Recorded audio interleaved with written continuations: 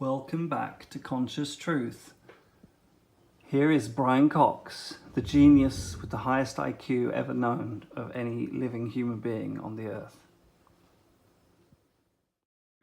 I had to make this video again because it's too important, and the last video the sound was terrible.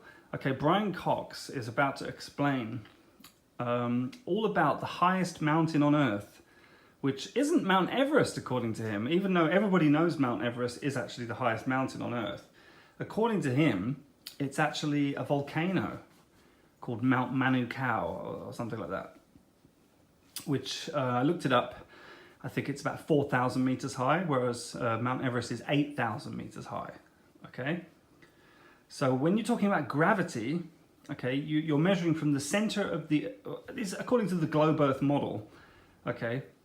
You measure from the center of gravity, which is the center of Earth, of course, and then the furthest away you get from that point, which is clearly going to be the top of Mount Everest. It's not going to be the top of a mountain which is 4,000 meters smaller than Everest.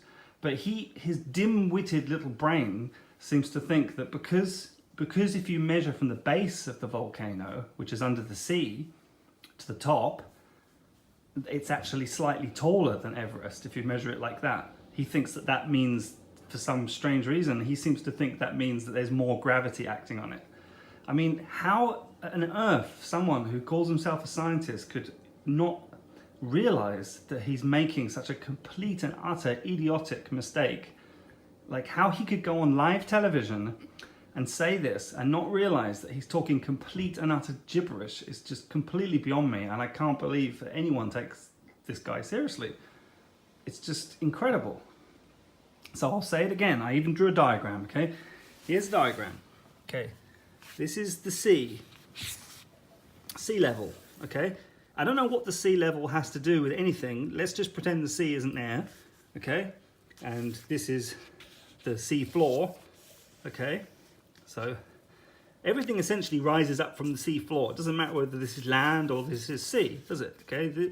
He's saying H1, this is the height of this undersea volcano. I think maybe it comes up over the sea as well.